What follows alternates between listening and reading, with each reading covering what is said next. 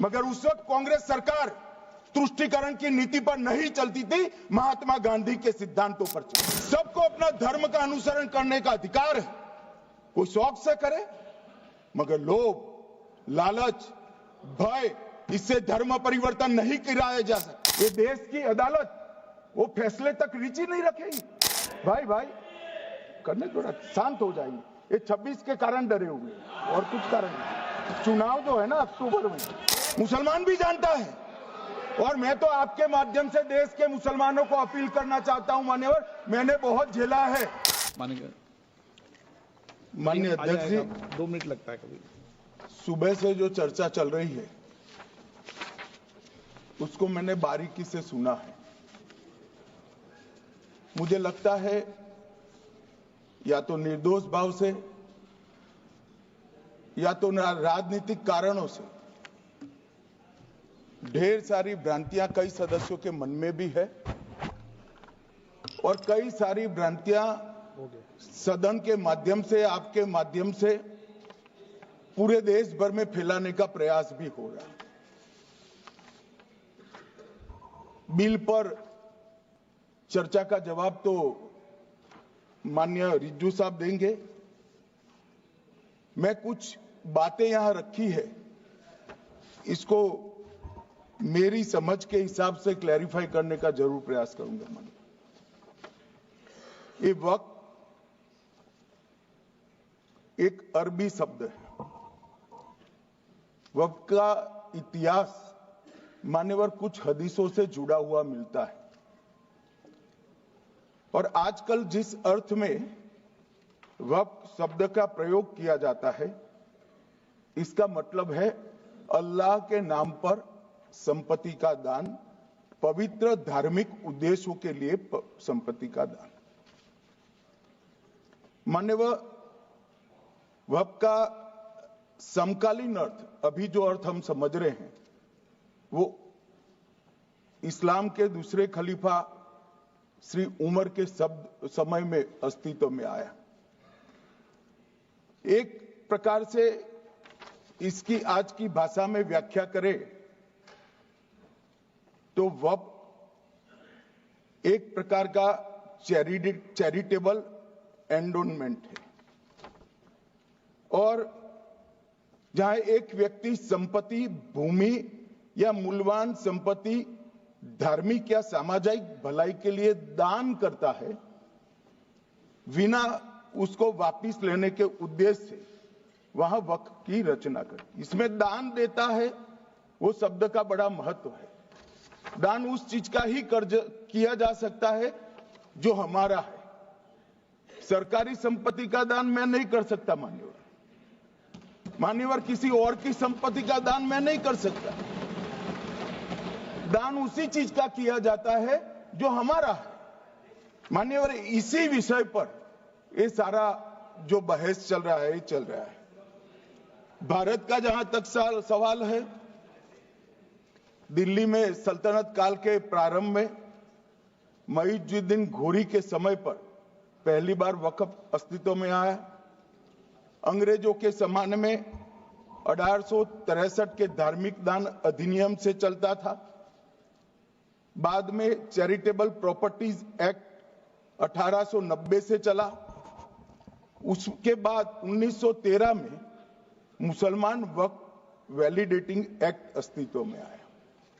तब तक ये सारी प्रक्रियाएं चैरिटेबल एक्ट के तहत चलती थी। मान्यवर, आजादी के बाद वही एक्ट को 1954 में वक्फ के केंद्रीकरण के लिए बदला गया। 95 में वक्फ न्याय अधिकरण और वक्फ बोर्डों की स्थापना की। अब ध्यान से सुनिएगा मान्यवर, वक्फ परिषद और वक्फ बोर्ड ये 1995 से आए। ये पूरा झगड़ा जो चल रहा है, आपने नॉन हिंदू को रख दिया और नॉन मुस्लिम को रख दिया, गैर मुस्लिम को रखा। वो झगड़ा वक्फ में दखल करने का है।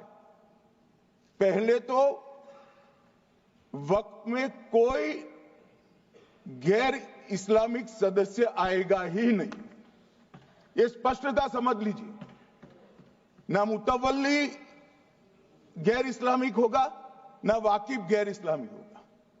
मान्यवर, वहां कोई प्रोविजन नहीं है। जो धार्मिक संस्थाओं का संचालन करते हैं उसमें कोई गैर मुस्लिम व्यक्ति रखने का प्रावधान किया भी नहीं है, हम करना भी नहीं चाहते हैं मान्यवर। इसलिए जो बड़े बड़े भाषण करते हैं कि समानता का अधिकार चला गया, दो धर्मों के बीच में समानता नहीं रही, मुसलमानों के धार्मिक अधिकारों के बीच में दखल खड़ी हो जाएगी, कुछ नहीं होने वाला मान्यवर। इस दृष्टि से देखें तो 1995 तक वक्फ की काउंसिल और वक्फ बोर्ड था ही नहीं, वो तो 95 से आया। और मान्यवर, ये जो भ्रम खड़ा किया जाता है कि ये एक मुस्लिम भाइयों के धार्मिक क्रियाकलापों के अंदर, उनके दान की हुई संपत्ति के अंदर दखल करने का है, ये बहुत बड़ी भ्रांति फैलाकर माइनॉरिटी को डराकर अपनी वोट बैंक खड़ी करने के लिए किया जा रहा है मान्यवर। कहां पर गैर मुस्लिम सदस्य रखे जाएंगे? परिषद में और वक्फ बोर्ड में। उसका काम क्या है?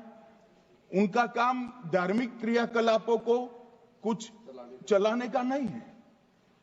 वो शुद्ध रूप से वक्फ का जो कानून, दान के लिए किसी ने दी हुई संपत्ति, उसका एडमिनिस्ट्रेशन अच्छे से चल रहा है नहीं चल रहा है, कानून के हिसाब से चल रहा है नहीं चल रहा है, या तो दान जिस चीज के लिए दिया गया, इस्लाम धर्म के लिए दिया गया, गरीबों के भोजन के लिए दिया गया, गरीबों के उद्धार के लिए, वो उद्देश्य के लिए इसका उपयोग हो रहा है नहीं हो रहा है, इसका नियमन करने का काम है मान्यवर। अब मैं इसको मान्यवर बाकी सारे धर्मों के साथ कंपैरिजन करते हैं और कहते हैं दखल किया है, मैं उसको स्पष्ट करना चाहता हूं। मान्यवर, वक्फ जो है वो हमारे यहां ट्रस्ट एक्ट है, इसमें ट्रस्ट है। तो ट्रस्ट के अंदर जो ट्रस्ट को बनाते हैं वो ट्रस्टी होते हैं और एक मैनेजिंग ट्रस्टी होते हैं। वक्फ में वाकिफ होता है, वक्फ होता है और मुतवल्ली होता है। ये सारे इस्लाम के अनुयायी हैं। अरे भाई, आप कह रहे हो, हम तो कह रहे हैं क्योंकि इसका वक्फ शब्द ही इस्लाम से आया है, इसलिए हम कह रहे हैं कि वक्फ वो ही कर सकता है जो इस्लाम का अनुयायी हो।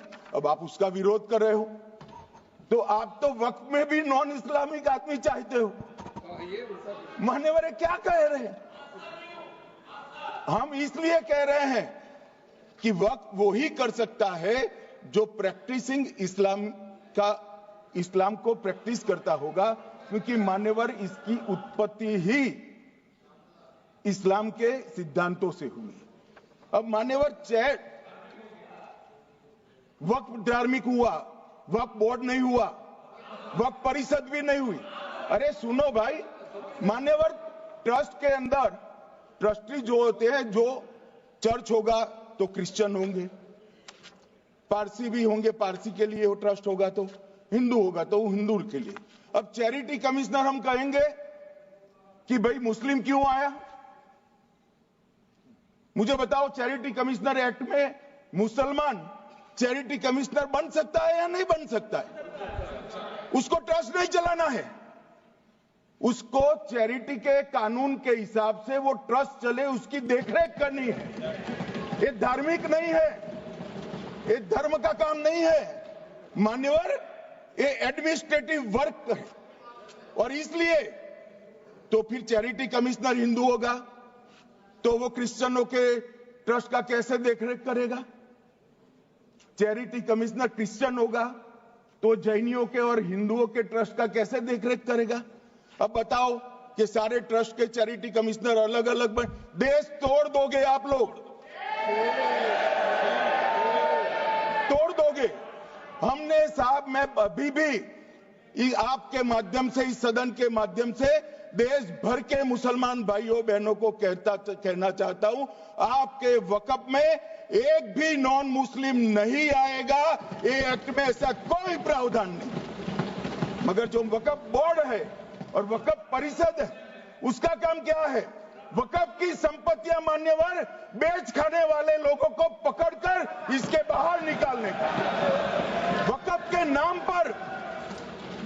के नाम पर औने पौने दाम में संपत्तियों को 100 साल तक किराए पे देने वाले लोगों को पकड़ना है।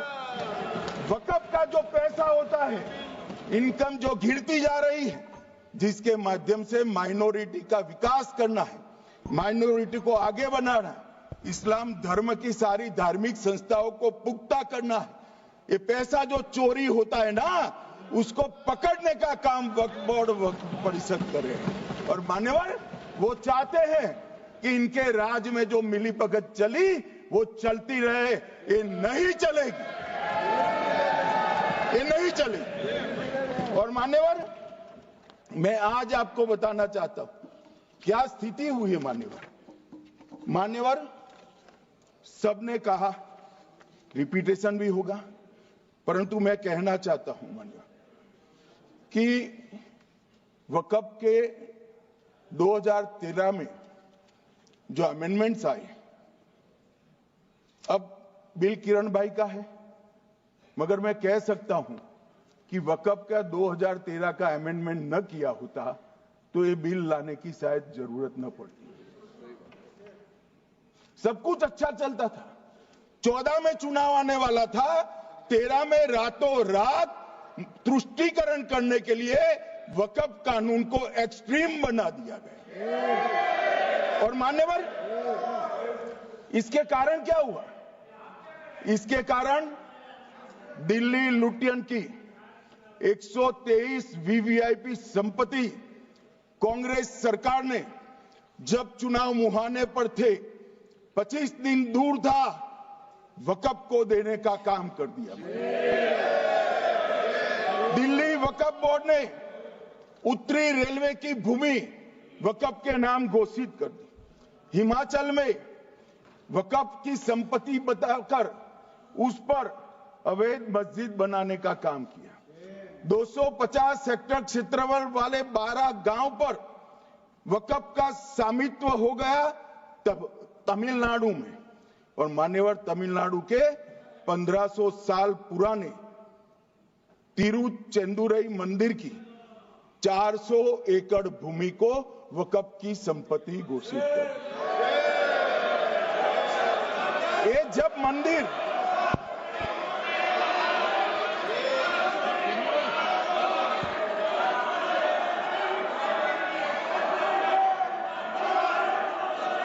आपको मौका मिले जब अपनी बात कह देना, प्लीज बैठिए।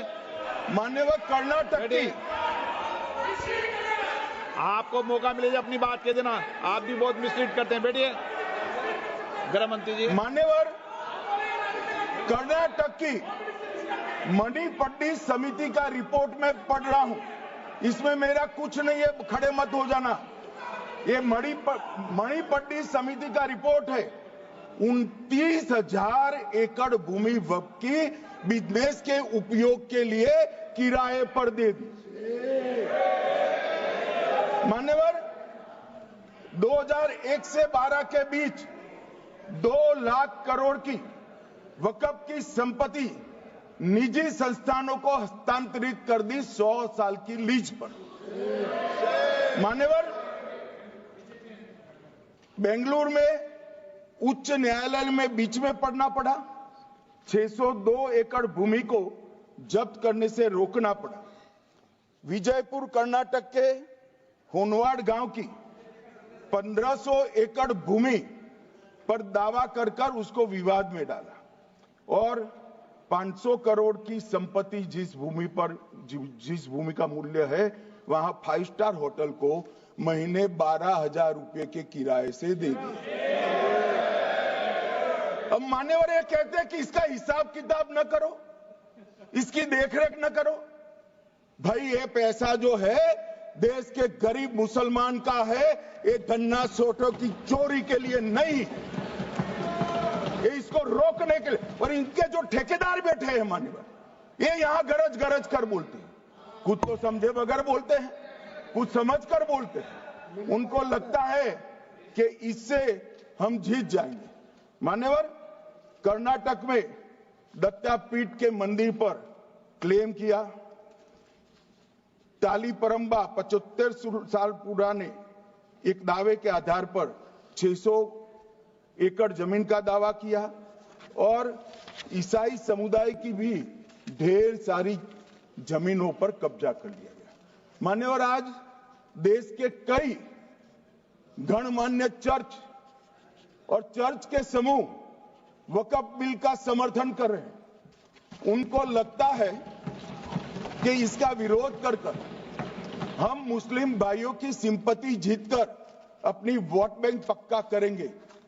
उसमें कोई फायदा नहीं होगा अखिलेश, इसलिए कि 4 साल में मुस्लिम भाइयों को मालूम पड़ जाएगा कि कानून तो उनके फायदे में है। और इसके साथ ये दक्षिण के सारे जो सांसद बोल रहे हैं, अपनी अपनी कॉन्स्टिट्यूएंसी में सारे चर्च को मान्यवर नाराज कर रहे हैं। उनको पता नहीं, सारे चर्च को नाराज कर रहे हैं। सारे चर्च ने रिजोल्व किया है कि हम खिलाफ इसका हम समर्थन करते हैं। मान्यवर, तेलंगाना में 66,000 करोड़ की 1700 एकड़ जमीन पर दावा कर दिया। असम में मोरीगांव जिले की 134 एकड़ भूमि पर दावा हुआ। बिहार का मैं लालू जी के कोर्ट के साथ बाद में बताता हूं। गुरुद्वारा से संबंधित हरियाणा की 14 मरला भूमि को वक्फ को सौंप दिया। और मान्यवर, प्रयागराज में चंद्रशेखर आजाद पार्क को भी वक्फ घोषित किया।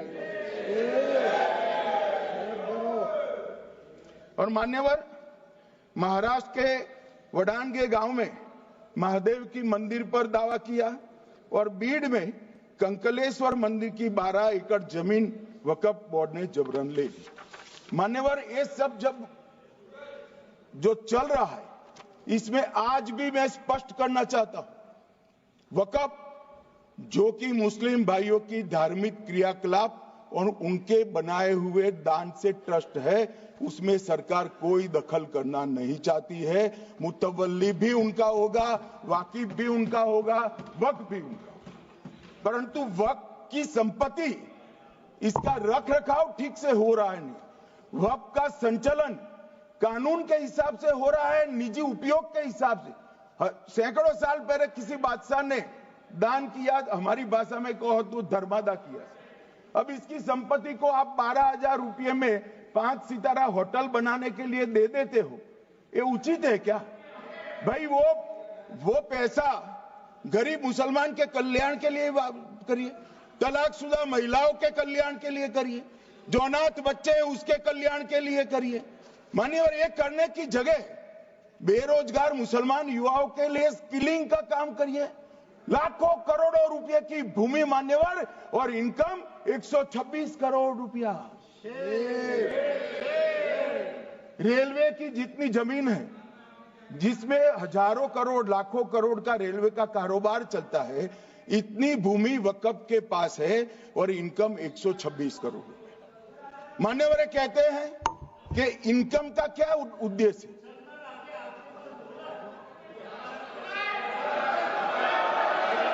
बैठ जाओ।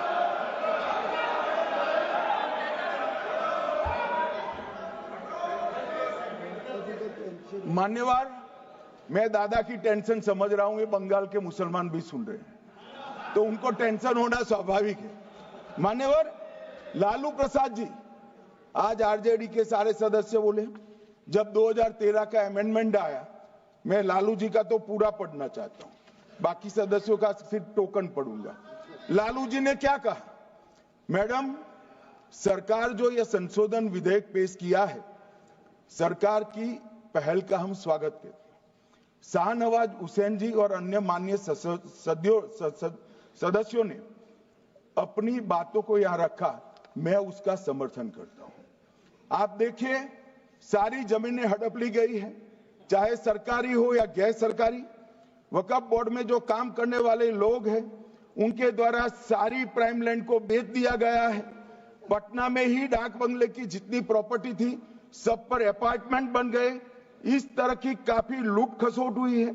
हम संशोधन विधेयक तो आपको अंत में लाए हैं, समर्थन करते हैं, लेकिन मैं चाहता हूं कि भविष्य में आप कड़ा कानून लाइए और ये जो चोरी करने वाले लोग हो उनको जेल की सलाखों के पीछे डालिए। अब साहब लालू प्रसाद की इच्छा इन्होंने तो पूरी नहीं की, नरेंद्र मोदी जी ने पूरी कर दी। ये लालू जी ने कहा था एक कड़ा कानून लाइए। मान्यवर शरीफुद्दीन शरीफ उन्होंने कहा मंत्री जी समझते हैं कि शायद इससे मुसलमानों का वोट मिल जाएगा, लिहाजा मुसलमान लोगों ने भी खुद ही तबाही मचाई है, इसलिए मैं गुजारिश करूंगा कि इसके लिए आप सख्त कानून बनाइए, उनके हाथों में हथकड़ियां पहनाइए और जो उनके कब्जे किए हैं वो जमीनों बेचकर गरीब और तलाकशुदा मुस्लिम बहनों का कल्याण करिए। इसके बाद श्री हमीदुल्लाह सैयद लक्षद्वीप से थे, उनका भी इसी टोन का भाषण है। और मान्यवर मैं आज की बात नहीं कर रहा हूं, 2013 का जो बिल कांग्रेस पार्टी लेकर आई इसके विरोध में इनके समर्थकों ने जो कहा था मान्यवर ये है। और क्या होगा भाई इससे? पारदर्शी ऑडिट होगी, आज ऑडिट ही नहीं हो रही, रिपोर्ट ऑनलाइन जमा करने की सिस्टम नहीं है, वो होगी, रिपोर्ट देनी पड़ेगी, बैलेंस शीट जमा करनी पड़ेगी, ऑडिट होगी, कैग के रिटायर्ड ऑफिसर ऑडिट करेंगे और मान्यवर पारदर्शिता आएगी। इससे क्यों डरना चाहिए किसी को? पारदर्शिता से क्यों? और वक्फ बोर्ड और वक्फ परिषद इसका कोई ऑर्डर हम ऐसा नहीं लिख रहे हैं कि कोर्ट में नहीं जा सकते। आपने तो कर दिया था कि एक ऑर्डर को कोई कोर्ट में चैलेंज ही नहीं कर सकता, पूरा संविधान वहां समाप्त कर दिया मान्यवर। और मान्यवर हम तो इसको कहते हैं कि कोई भी चैलेंज कर सकता है कायदे की अदालत में। इस देश में संविधान का राज है, ग्रीवेंसेस जिसका भी हो कोर्ट में जा सकता है। 2013 में जिसकी भूमि हड़पी इसके ग्रीवेंसेस को भी कोर्ट के फोरम से बाहर करने का पाप एक कांग्रेस पार्टी ने किया। मान्यवर एक अफवाह और फैला रहे, रिट्रोस्पेक्टिव इफेक्ट से आ रहा है। मैं स्पष्ट कर देना चाहता हूं, इस सदन में बोलने के वक्त जिम्मेदारी के साथ बोलना चाहिए। अगर ये कानून का पहला पेज और तीसरी तक धाराएं भी पड़ी होती तो इसमें स्पष्ट लिखा है ये कानून का अमल जिस दिन पारित होने के बाद भारत सरकार नोटिफिकेशन बाहर निकालेगी उस दिन के बाद होगा। मतलब रिट्रोस्पेक्टिव इफेक्ट नहीं है, मगर मुस्लिम भाइयों को डराया जा रहा है कि रिट्रोस्पेक्टिव इफेक्ट से आएगा। मान्यवर ये कह रहे कलेक्टर क्यों रखा है? मुझे एक बात बताओ भाई, जो बता सकते हैं, अगर किसी मंदिर के लिए जमीन खरीदनी है तो जमीन की मालिकी किसकी है वो हमारे देश में कौन तय करता है? सबको मालूम है, कलेक्टर करता है सर, रेवेन्यू ऑफिसर वही है। तो अगर वक्फ की भूमि जो वक्फ कर रहा है उसकी है या नहीं है, इसकी जांच कलेक्टर करे तो इसमें आपत्ति क्या है? वक्फ तो दान है भाई, और दान अपनी संपत्ति का किया जा सकता है, किसी और की संपत्ति का नहीं किया जा सकता। गांव में कोई बेचारा अमेरिका गया है 4 महीने पढ़ने के लिए, घूमने के लिए, आता है तो कि वक्फ घोषित हो गया। कोई कारोबार करने के लिए दिल्ली आया, आता है तो कि वक्फ घोषित हो गया।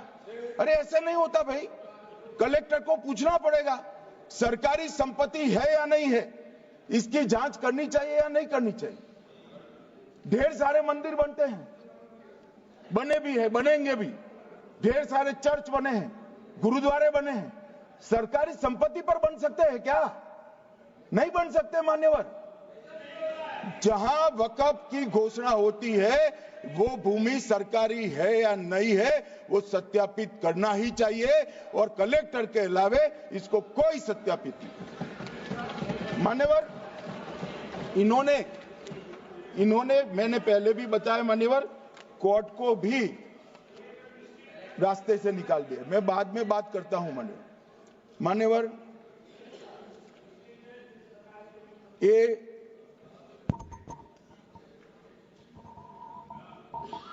मान्यवर एक उपयोग के आधार पर वक्त की समाप्ति।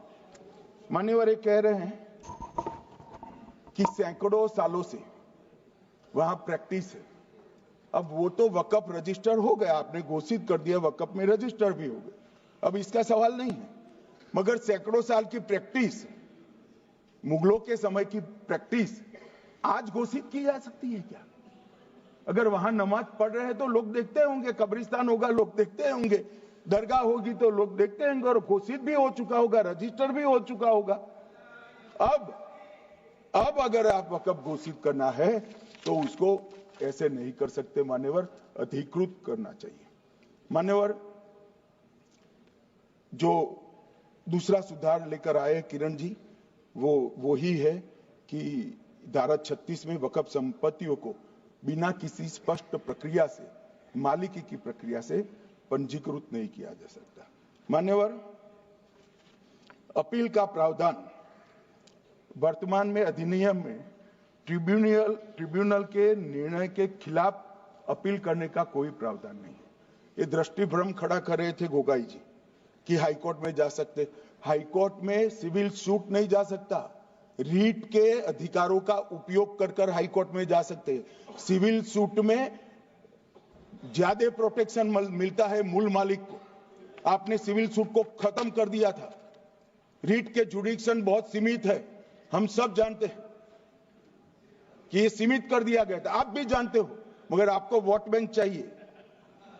मान्यवर, ये हमारा स्पष्ट सिद्धांत है भारतीय जनता पार्टी की, मोदी सरकार का, कि वोट बैंक के लिए हम कोई कानून नहीं लाए।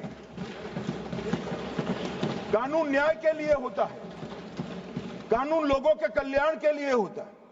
इन्होंने कहा कैसे कैसे कानून आए हैं, मैं बता देता हूं सब। अभी कांग्रेस के महासचिव और माननीय सदस्य कह रहे थे क्या कानून आ रहे हैं सब, किस प्रकार के कानून आ रहे हैं। मान्यवर, इसी सदन में नरेंद्र मोदी सरकार ही महिलाओं को 33% आरक्षण का कानून लाई। इसी सरकार में पिछड़ों को संवैधानिक अधिकार दिया गया। मान्यवर, इसी सरकार में बजट जो आए, इसमें गरीबों को गैस, शौचालय, पानी, 5 लाख तक का बीमा, 5 किलो अनाज, बिजली और घर दिए गए। मान्यवर, और कन्वर्जन कानून की बात करते थे और हंसते हंसते कहते थे कर्नाटक सरकार कन्वर्जन कानून लेकर आई है। सबसे पहला कन्वर्जन कानून उड़ीसा और मध्य प्रदेश में कांग्रेस सरकार लेकर आई, मगर उस वक्त कांग्रेस सरकार तुष्टीकरण की नीति पर नहीं चलती थी, महात्मा गांधी के सिद्धांतों पर चलती थी। मध्य प्रदेश और उड़ीसा में सबसे पहला कन्वर्जन के खिलाफ कानून कोई लाए तो कांग्रेस पार्टी लाई, और मुझे गर्व है मेरी पार्टी की सरकारें कन्वर्जन पर कानून लाती है। मान्यवर, सबको अपना धर्म का अनुसरण करने का अधिकार है, कोई शौक से करे, मगर लोभ, लालच, भय, इससे धर्म परिवर्तन नहीं कराया जा सकता। किसी गरीब के पास खाना नहीं है, खाना देकर उसका धर्म बदला दोगे? कोई थोड़ा कम पढ़ा लिखा व्यक्ति है, उसका धर्म बदला दोगे? ऐसे नहीं होगा मान्यवर। और आपने भी किए हैं कानून, आप नए नए आए हो, आपको मालूम नहीं है मान्यवर, इनको मालूम नहीं, अभी अभी आए हैं 5 साल से। ये कांग्रेस पार्टी ने कानून किए थे मान्यवर। अपील का प्रावधान भी हमने आगे बढ़ाया, और गैर मुसलमानों के द्वारा दान की गई संपत्तियों पर, गैर मुसलमानों की दान की संपत्तियों पर वक्फ अधिनियम को हमने लगने से मना कर दिया। मानो उनके लिए चैरिटी कमिश्नर का कायदा है। ये प्रैक्टिसिंग इस्लाम, जो इस्लाम की प्रैक्टिस करते हैं, इसीलिए मान्यवर हमने ओवरराइडिंग इफेक्ट को भी समाप्त कर दिया। मान्यवर, ट्रस्ट का नियमन करने का जो कानून होता है, जैसे चैरिटी कमिश्नर के कानून में कोई ओवरराइडिंग इफेक्ट नहीं है। जहां क्लासेस आते हैं वहां ओवरराइडिंग इफेक्ट होती है। यहां ओवरराइडिंग इफेक्ट इसलिए दिएगी कि आप जिसकी संपत्ति हड़पी जाएगी उसको कोर्ट से जाने से रोकना चाहते थे, इसलिए ओवरराइडिंग इफेक्ट जो हमने मान्यवर निकाल दिया है। मान्यवर एक ऐसी चर्चा लेकर आए कि चर्चा नहीं। मैं आपको बताना चाहता हूं 2013 में जो अमेंडमेंट बिल आया, जिसके कारण ये बिल लाना पड़ा, वो बिल में कुल मिलाकर 5.4 घंटे चर्चा हुई थी, 5.5 घंटे दोनों सदन मिलाकर। और इस बिल में दोनों सदन मिलाकर 16 घंटे चर्चा हो रही है मान्यवर, 16 घंटे। इसके अलावे हमने डिमांड किया समिति बनाओ, समिति भी बनाई, 38 मीटिंगें हुई, 113 घंटे चर्चा हुई, 284 हितधारक बनाए गए। वक्फ बोर्डों की संख्या जो उपस्थित वक्फ बोर्ड भी हुए राज्यों के 25 हुए, राज्य सरकार के प्रतिनिधि 15 राज्य सरकारों के आए, सांसद 8 हुए, विधायक विधान परिषद 7 हुए और अध्ययन दौरे 3 किए गए और अल्पसंख्यक आयोगों को भी 5 बुलाया गया। ये सबसे 92.68 लाख करीब 1 करोड़ सुझाव देश भर से ऑनलाइन आए। इसकी मीमांसा कर ये कानून बना है। आप ऐसे इसको खारिज नहीं कर सकते हो पूरी प्रक्रिया को। आप जो कर रहे हैं 5.5 घंटे की प्रक्रिया, ये बहुत लोकतांत्रिक प्रक्रिया है और हम 16 घंटे चर्चा करते हैं कि चर्चा आपके अनुरूप चर्चा नहीं हो सकती। ये सदन में हर सदस्य बोलने के लिए स्वतंत्र है, कोई परिवार की यहां चलती नहीं है। ये तो जनता के नुमाइंदे हैं, किसी की कृपा से नहीं आए हैं। मान्यवर, वो जो दिल में है, जो जनता की आवाज है, वो रखेंगे। मान्यवर, एक सदस्य द्वारा कहा गया कि ये मिसलीडिंग है कि पुराने कानून में 2013 के जो अमेंडमेंट्स थे उसमें अपील का प्रोविजन था। अब मैं कहना चाहता हूं 83(9) उसमें अधिकरण द्वारा किए गए किसी भी विनिश्चय का आदेश विरुद्ध, चाहे वो अंतरिम हो या फाइनल, इस पर अपील नहीं हो सकती। इसका मतलब अपील का प्रोविजन आपने रखा ही नहीं था।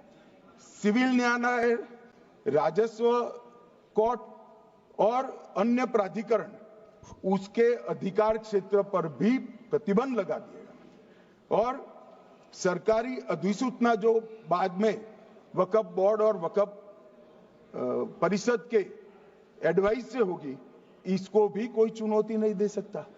मान्यवर, मुझे ये बताओ कि अभी फैशन है संविधान लहराने की। ये संविधान के हिसाब से सरकार का या किसी भी निजी संस्था का कोई भी फैसला मान्यवर कायदे की कोर्ट से बाहर कैसे हो सकता है?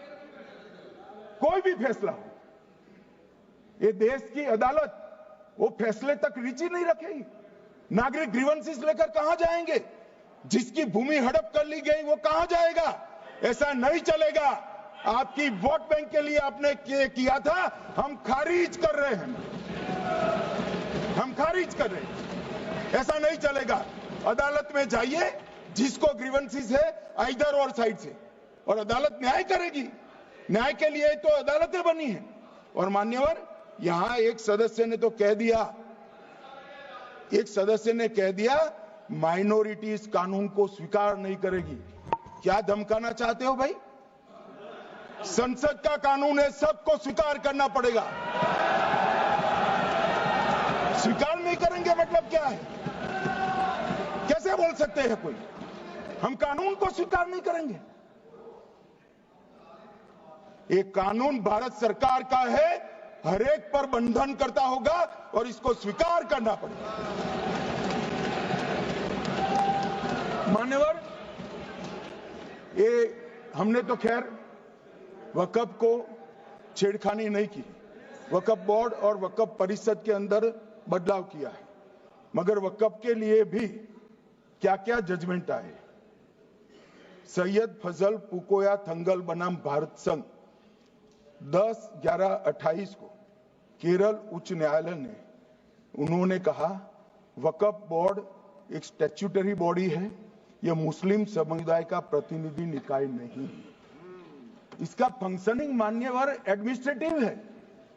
धार्मिक क्रियाकलापों को तो वक्फ ने करना है, चाहे कब्रिस्तान हो, चाहे दरगाह हो, चाहे मस्जिद हो, चाहे चैरिटी का काम, वो वक्फ बोर्ड को नहीं करना है भाई। ये केरल हाईकोर्ट ने किया, इलाहाबाद हाईकोर्ट ने भी, उसने तो मुतवल्ली तक भी कहा है। अगर हम मुतवल्ली तो जो धर्म का है वही रखेंगे।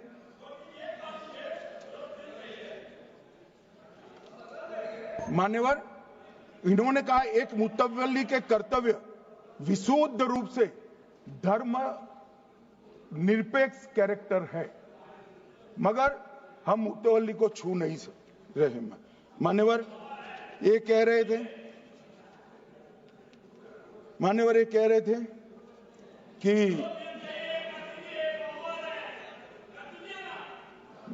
मान्यवर ये कह रहे थे कि कोई गड़बड़ियां नहीं हुई। मान्यवर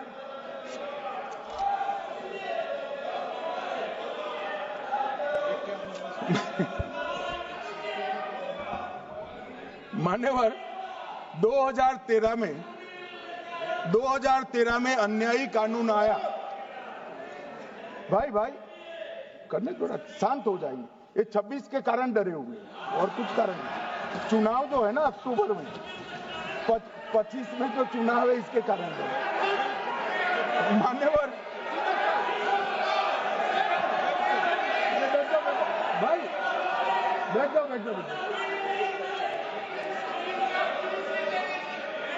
मान्यवर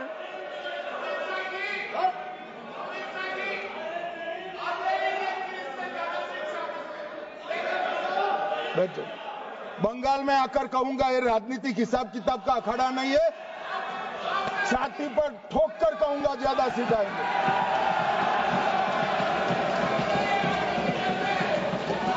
मान्यवर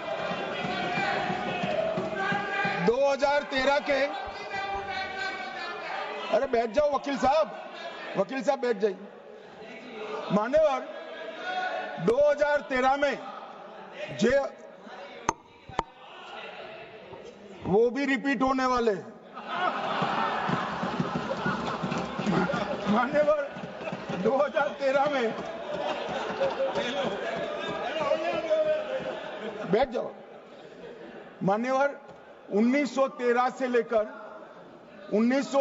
लेकर 2013 तक 1913 से 2013 तक वक्फ बोर्ड का कुल एकड़ में भूमि सब वक्फ का मिलाकर 18 लाख एकड़ था। मेरी विनंती है सभी सदस्य इसको ध्यान से सुनिए। 1913 से 2013 तक 18 लाख एकड़ और 13 से 25 तक एक कानून बनने का परिणाम क्या आया और नई 21 लाख एकड़ भूमि बढ़ गई। अब मान्यवर 39 लाख एकड़ जो भूमि है उसमें 21 लाख एकड़ 13 के बाद। अब ये कह रहे हैं कि इसका दुरुपयोग नहीं हो रहा है मान्यवर। और लीज पर दी गई संपत्तियां 20,000 थी और 25 में रिकॉर्ड के हिसाब से, हो सकता है गलत भी हो सकता है, रिकॉर्ड्स के हिसाब से शून्य हो गई। तो मान्यवर संपत्तियां कहां गई? मान्यवर बेच दी गई। किसकी संपत्ति से, किसकी परमिशन से बेचा? मान्यवर मैंने पहले ही कह दिया कि केरल और देश भर के Catholic bishop council, Catholic bishop conference of India, Catholic Congress Kerala, भारतीय कैथोलिक धर्मगुरुओं की महासभा, केरल चर्चों की संयुक्त परिषद, कैथोलिक कांग्रेस केरला, ये सब ने इस बिल का समर्थन करा है और कहा है अन्यायी 2013 का सुधार। हम अकेले नहीं कह रहे मान्यवर। और मान्यवर इसी एक्ट में हमने एक बात कही कि जो योगदान था वक्फ बोर्ड का वो 7% से घटाकर 5% कर दिया। मान्यवर, अब ये जो कह रहे हैं ये मुसलमान भाइयों के हित में कह रहे हैं जिसका विरोध कर रहे हैं या अहित में? अगर 7 से 5% हमने कम किया तो कहां जाएगा? वो वक्फ में रहेगा। वक्फ बोर्ड का कम किया है। जो मस्जिद चल रही है उसको हमने 2% बढ़ाया है। ये उल्टा समझ रहे हैं। मान्यवर, ये बिल जमीनों की सुरक्षा प्रदान करेगी। मान्यवर, किसी की जमीन अब घोषणा मात्र से वक्फ नहीं बनेगी, उसको प्रोटेक्शन। मान्यवर, पुरातत्व विभाग और एएसआई की जमीन को हम सुरक्षा देंगे। आदिवासी भाइयों की शेड्यूल 5 और शेड्यूल 6 की जो जमीन है वो सुरक्षित हो जाएगी। निजी संपत्ति जो आम नागरिकों की है वो भी सुरक्षित हो जाएगी। और वक्फ करने के लिए स्वामित्व को दान तो साहब अपनी संपत्ति का ही कर सकते हैं, गांव की संपत्ति का दान नहीं कर सकते। तो वक्फ निजी संपत्ति से ही स्वामित्व के बगैर नहीं हो पाएगा। इसमें पारदर्शिता लाने के लिए सूचना की प्रक्रिया को दाखिल किया गया है। वक्फ बोर्ड की वक्फ की जो संपत्ति घोषित करने की अधिकार थे उसको समाप्त कर दिए। कलेक्टर से सर्टिफाइड कराना पड़ेगा और नए वक्फ पारदर्शी तरीके से पंजीकृत भी करने पड़ेंगे। रजिस्ट्रेशन के बगैर कोई संस्था नहीं चल सकती। और मुस्लिम ट्रस्ट अब तक के जो है उसको हमने इस जो माफ करना, कई सारे ऐसे मुसलमान भाई हैं जो वक्फ के कानून को अंदर दायरे में आना नहीं चाहते। मुझे मिले थे वोरा समाज वाले, वोरा समाज है, अहमदिया है, कई सारे ऐसे समुदाय हैं, सिया भी है, पसमंदाओं के भी कुछ ट्रस्ट हैं। वो सभी को मैं एक आनंद का समाचार देना चाहता हूं, अब मुसलमान भी ट्रस्ट एक्ट के अंदर अपना ट्रस्ट रजिस्टर करा सकता है। इसके लिए कंपलसरी नहीं है कि वो वक्फ के कानून में भी जाए, चैरिटी कमिश्नर एक्ट के तहत वो करने वाला है। मान्यवर, भूमि के रिकॉर्ड का कार्यालय होगा, समाचार पत्र और क्षेत्रीय भाषाओं में इसकी एडवर्टाइज दी जाएगी। ढेर सारे प्रावधान मान्यवर इसके अंदर किए हैं। महिला, सिया, पसमंदा, वोरा, अहमदिया, उनका हमने समावेश किया ही है। और उन्होंने कहा, मैं सुन रहा था, मान्यवर एक फैशन हो गई। राम जन्मभूमि का मंदिर बनाने की बात आई तो इस देश के अंदर खून की नदियां बह जाएगी, मुसलमान रोड पर आ जाएगा, मुसलमानों का ये हो जाएगा, वो ट्रिपल तलाक, फिर से डर, सीए आया कि मुसलमानों की नागरिकता चली जाएगी। जिन जिन ने भाषण किया है, एक मुसलमान की नागरिकता गई है तो बता दो। मुसलमान भी जानता है। और मैं तो आपके माध्यम से देश के मुसलमानों को अपील करना चाहता हूं, मान्यवर, मैंने बहुत झेला है। ये कहते थे कि सीए कानून मुसलमानों की नागरिकता लेने 2 साल हो गए, एक भी मुसलमान की नागरिकता गई है तो सदन के पटल पर रखी। कितना झूठ फैलाया इन्होंने। मान्यवर, धारा 370 हटाई, ये कह रहे थे मुसलमानों का ये हो जाएगा, वो हो जाएगा। फिर से उमर अब्दुल्ला जीत कर आज शासन कर रहे हैं। आतंकवाद समाप्त हो गया, विकास शुरू हो गया, पर्यटन बढ़ गया। मान्यवर, एक कांग्रेस पार्टी और उसके साथियों ने मुसलमान भाइयों को डरा डरा कर अपनी वोट बैंक खड़ी करने का काम किया। हम नहीं डरा रहे मुसलमानों को, आप डरा रहे हो भाई। आप कह रहे हो ये हो जाएगा। मैं कहता हूं इस देश के नागरिक को, किसी भी धर्म का हो, कोई आंच नहीं आएगी मान्यवर। ये नरेंद्र मोदी सरकार का सरकार। मान्यवर,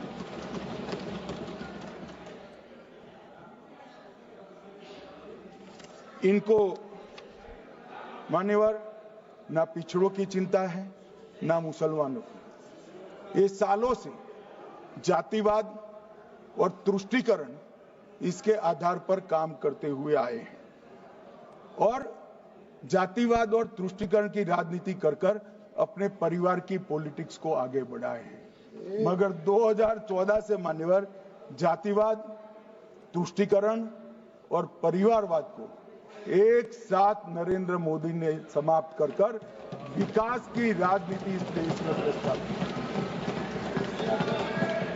पॉलिटिक्स ऑफ परफॉर्मेंस, परफॉर्म करिए और चुनकर आइए। 3 टर्म मोदी जी को चुना है और 3 टर्म भारतीय जनता पार्टी की सरकार रहने वाली है। मेरी बात ठीक कर मान्यवर, अंत में मैं किरण जी को बहुत बहुत बधाई देना चाहता हूं कि बहुत अभ्यास कर सारे दूषणों को निकालकर वक्फ कानून को शुद्ध, पारदर्शी और उद्देश्यों को समर्पित बनाने का काम रिज्जू साहब लेकर आए हैं। मैं इसका समर्थन करता हूं। ईटी मोहम्मद बशीर, आप कुछ बोलना चाहते थे? छोड़िए, गृह मंत्री जी ने विषय रख दिया। मेरा नाम सर माननीय वेणुगोपाल जी ने लिया था और सर मैंने बड़ा स्पष्टता से सर कह दिया था। ईटी मोहम्मद बशीर बाद में करो। ईटी मोहम्मद बशीर छोड़िए। ईटी मोहम्मद बशीर